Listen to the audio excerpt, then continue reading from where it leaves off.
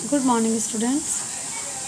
हमारा next topic है बेटा क्लास 8 चैप्टर 2 ज्योग्राफी का टाइप्स ऑफ सॉइल। कितनी तरह की मिट्टी पाई जाती है।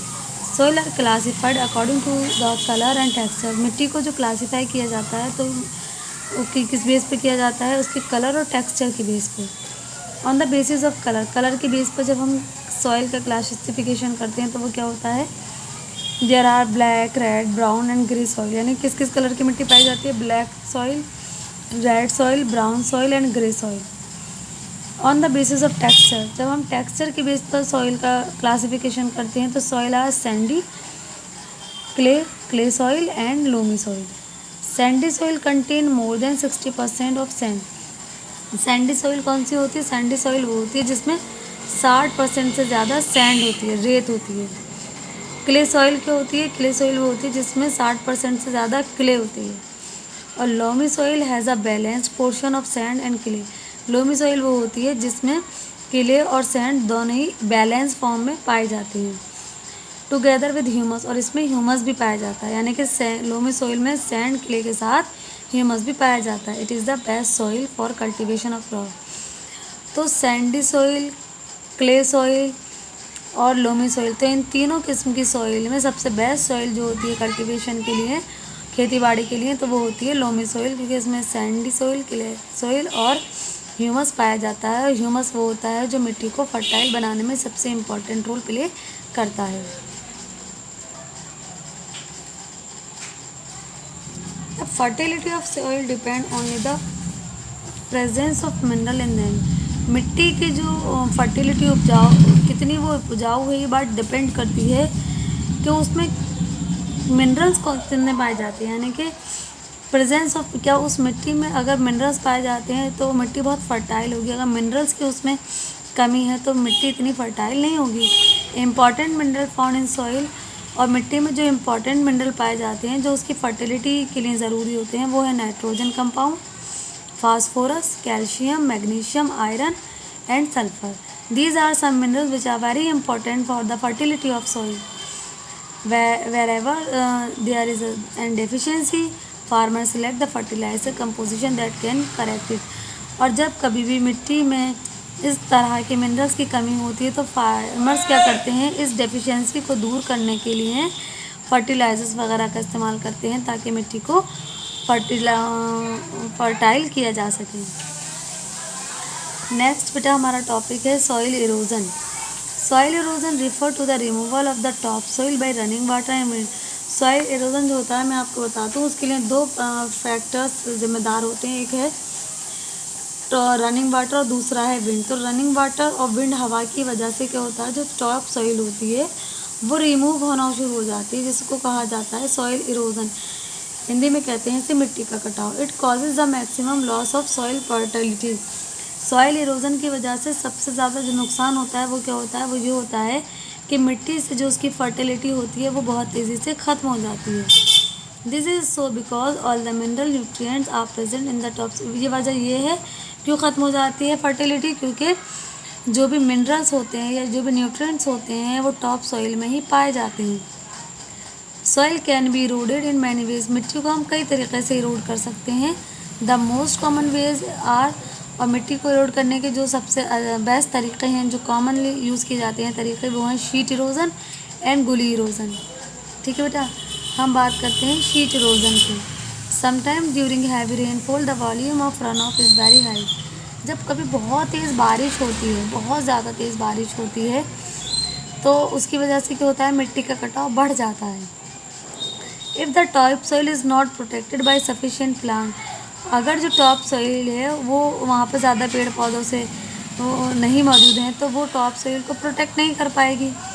तो इट इज़ वास्ट। फिर ये क्या होता है, जब बहुत तेज़ बारिश हो रही है और वहाँ पे पेड़ पौधों की कमी है तो मिट्टी वहाँ से बहुत तेज़ी से पानी के साथ बह के आगे की तरफ चली जाती है। Washed away by the force of surface run of. जब पानी का बहाव तेज़ी से आता है तो मिट्टी बहकर आगे की तरफ चली जाती है, और ये तरीका कहलाता है, this process is known as the sheet erosion. क्या कहते हैं इसे? Sheet erosion. इसीलिए कहा जाता है कि मिट्टी का कटाव अगर हमें रोकना है तो हमें पेड़ पौधों को लगाना है, हमें एफॉरेस्टेशन पर ध्यान देना है, हमें डिफॉरेस्टेशन से बचना है। नेक्स्ट बेटा हमारा gully erosion. When rainfall heavily over an uneven terrain, जब बारिश जो है बहुत ज़्यादा बारिश होती है किसी ओवर अनइवन टेरेन्स में, तो the run of scope out narrow and deep. तो क्या होता है उसकी वजह से, जो भी बारिश तेज़ी से हो रही है तो scoops out narrow and deep groves, तो क्या होता है वहाँ पे गड्ढे वगैरह हो जाते हैं, जिसकी वजह से क्या होता है मिट्टी अब काफ़ी गहरे गहरे ग्रोव्स हो जाते हैं, जिसकी वजह से मिट्टी बहने लगती है। तो ये दूसरे दो तरह का इरोज़न होता है, शीट इरोज़न और गुली इरोज़न। अगर मिट्टी का कटाव हम नहीं रोकेंगे तो मिट्टी बह जाएगी, फर्टिलिटी उसकी टॉप सोइल से ख़त्म हो जाएगी, क्योंकि टॉप सोइल में मिनरल्स और ह्यूमस वगैरह पाया जाता है। और इसके लिए हम क्या होगा फिर, इसके लिए सबसे ज़्यादा ज़रूरी है, अगर हमें मिट्टी सॉइल इरोज़न रोकना है, हमें ज़्यादा से ज़्यादा पेड़ों को लगाएं। With time these groves are gullies grow in size and spread over large. वक्त के साथ साथ ये जो ग्रोव्स या गुलीज होती हैं वो भी फैलती चली जाती हैं और बढ़ती चली जाती। देखिए बेटा ये दे रखा है, ये देखिए इस तरह के ये जो ग्रोव्स और गुलीज वर्ड में यूज़ कर रही हूँ ना, इस तरह की सिचुएशन हो जाती है। ये दिख रहे हैं आपको, वक्त के साथ साथ ये बढ़ते चले जाते हैं। This is known as a gully erosion. इसको क्या कहते हैं, इसको इस तरीके को कहते हैं gully erosion, leading to the formation of ravines और बेडलैंड्स। अब इसकी वजह से क्या होता है, जो बेडलैंड्स वगैरह हैं वो बनते हैं।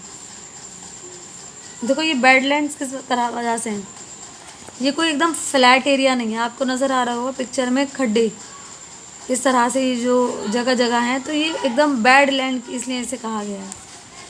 The Chambal valley in Madhya Pradesh is a good example of गुली erosion.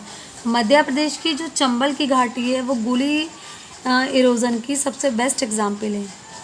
Soil erosion is caused by both physical and human factors. मिट्टी का जो कटाव है उसके लिए दो फैक्टर जिम्मेदार हैं, एक फिजिकल फैक्टर, दूसरे ह्यूमन फैक्टर। पहले हम बात कर लेते हैं फिजिकल फैक्टर्स की, कि फिजिकल फैक्टर्स कौन कौन से हैं जो सॉइल इरोजन के लिए जिम्मेदार हैं। फिजिकल फैक्टर में आते हैं slope of land, intensity of rainfall and velocity of the wind, यानी कि जो लैंड है वहाँ पर किस तरह के स्लोप्स पाए जाते हैं, ये फिजिकल फैक्टर हैं। बारिश किस इंटेंसिटी से होती है और हवा की वेलोसिटी वहाँ कितनी है, तो ये है फिजिकल फैक्टर जो सॉइल इरोजन के। अगर मान लीजिए वहाँ बारिश बहुत ज़्यादा हो रही है, बहुत हाई बारिश की जो रेनफॉल की इंटेंसिटी बहुत ज़्यादा है, तो वो अपने साथ ज़्यादा मिट्टी को बहा कर ले जाएगी। अगर हवा बहुत तेज़ हवाएं चलती हैं, मिट्टी की हवा की वेलोसिटी बहुत ज़्यादा है, तो वो क्या होगा, हवा अपने साथ मिट्टी को उड़ा कर ले जाएगी। तो यहाँ पर इस तरह के ये मिट्टी जो है वो सॉइल इरोजन शुरू हो जाएगा। द ह्यूमन फैक्टर में क्या क्या है जो जिम्मेदार हैं, ह्यूमन फैक्टर्स वो कौन कौन से हैं जो मिट्टी के कटाव या सॉइल इरोजन के लिए जिम्मेदार है, वो है डिफॉरेस्टेशन, पेड़ पौधों को काटना, ओवर ग्रेजिंग, ज़्यादा से ज़्यादा मैदानों को ग्रेजिंग के लिए यूज़ करना, केमिकल फर्टिलाइजर्स का ओवर यूज़ करना, over irrigation and unscientific farming method, या ऐसे मेथड खेतीबाड़ी के लिए ऐसे मेथड का इस्तेमाल करना जो साइंटिफिक नहीं है। तो ये वो तरीके हैं ह्यूमन फैक्टर्स की लिस्ट में आते हैं जिसकी वजह जो सॉइल इरोजन के लिए ज़िम्मेदार हैं। बेटा अगर हम सॉइल इरोजन को नहीं रोकेंगे तो उससे कहीं ना कहीं हम अपना ही नुकसान कर रहे हैं, तो हमारे लिए ज़रूरी है कि हम इन सब चीज़ों को रोकें। इसलिए हम नेक्स्ट टॉपिक जो हमारा हम पढ़ने जा रहे हैं, तो बेटा हमारा नेक्स्ट टॉपिक है सॉइल फॉर्मेशन, यानी कि क्या है हमारा नेक्स्ट टॉपिक, सॉइल फॉर्मेशन। हमें मिट्टी को किस तरह से बचाना है। The protection of soil from the harmful effect of erosion is called the soil conservation. मिट्टी को हमें बचाना है सॉइल इरोजन के जो ख़तरनाक इफेक्ट पड़ रहे हैं उससे, और ये जो तरीका है मिट्टी को बचाने का तरीका ही कहलाता है soil conservation.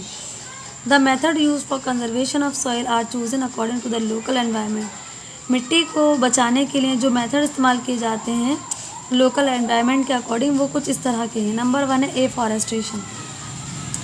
Afforestation is most effective method to conserve soil. Afforestation बहुत ही ज़्यादा इफेक्टिव मेथड है जिससे हम मिट्टी को बचा सकते हैं, क्योंकि पेड़ पौधे लगाना, reckless cutting down of tree should be stop. हमें जब हम बहुत बेतहाशा पेड़ काट रहे हैं, हमें क्या करना है, हमें उसको रोकना है, हमें उसको रोकना है।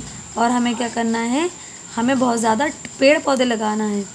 More and more tree shrub and grasses should be planted, बल्कि हमें काटना नहीं है, हमके पेड़ पौधों को लगाना है। In dry areas where wind erosion is common.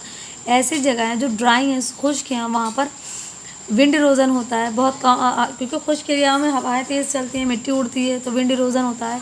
तो हमें क्या करना है, रोज़ of tree and shrub should be plant. हमें ऐसी जगहों पर लाइन से पेड़ पौधे लगाना है, शर्ब्स के पौधे लगाना है, ताकि जो हवा की वेलोसिटी है उसको कम किया जा सके। और फिर क्या होगा, जब हम हवा की वेलोसिटी कम करेंगे तो मिट्टी का इरोजन, सॉइल इरोजन को हम रोक सकते हैं। These are called the shelter bed, और इस तरीके को कहा जाता है shelter bed. Overgrazing by cattle, हमें sheep and goat should be controlled as the land become exposed to the rain and wind.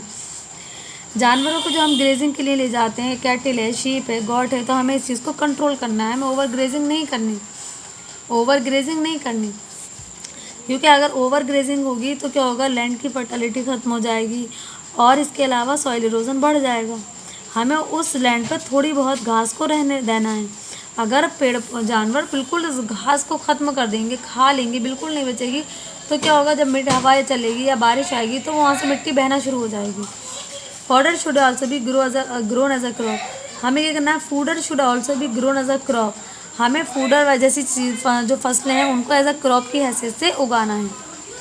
Terrace farming is a very effective in conserving soil in mountainous region, और terrace farming very effective जो conserving soil in mountainous region, जो पहाड़ी areas हैं वहाँ पर मिट्टी को बचाने के लिए सबसे इफेक्टिव तरीका कहलाता है terrace farming. The hill slope are cut into terrace so that the speed of at which the rainwater flow down is reduced. Crop are grown on these terrace. तो इसमें क्या किया जाता है, जो हिल स्लोप्स होते हैं आर कट, उनको काट दिया जाता है, टेरेसेस में काट दिया जाता है, बांट दिया जाता है, डिवाइड कर दिया जाता है, जिससे जो so that the speed at which the rain water flow down is reduce, तो जिसकी वजह से जो बारिश का पानी जो तेज़ी से बहकर आता है उसकी स्पीड कम हो जाती है। और इस तरह से जब बारिश के पानी जो बहकर आता है उसकी स्पीड कम हो जाती है तो मिट्टी का बहाव रुक जाता है। और फिर अगर इन टेरेसेस पर अगर हम फसल को उगाएं, खेती बाड़ी करें, तो उस तरह से माउंटेनियस रीजन्स में मिट्टी के कटाव को इस तरह से रोका जाता है। इसलिए कहा जाता है कि टेरेस फार्मिंग जो है ना वो एक बेहतरीन तरीका है माउंटेनियस रीजन्स में मिट्टी के कटाव को रोकने के लिए। Counter plugging is the method of plugging field along the natural, counter plugging भी एक ऐसा तरीका है जिससे मिट्टी के कटाव को रोका जाता है।